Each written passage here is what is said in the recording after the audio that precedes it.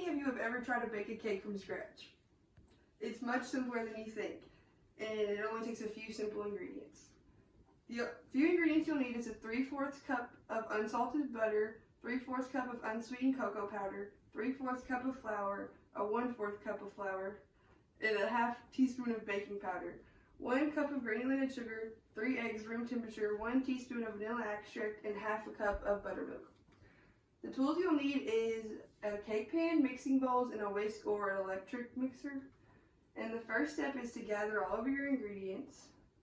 And then you have to preheat the oven to 350. And then you have to grease and flour your pan. And then you mix all of your wet ingredients in one large bowl. And then you mix all of your dry ingredients in another large bowl.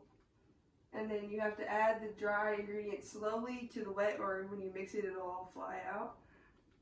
And then you pour the batter into the greased and floured pan.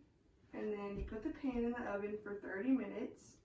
And once it comes out, you can put a toothpick in the middle and pull it out to see if it's done all the way in the middle or not.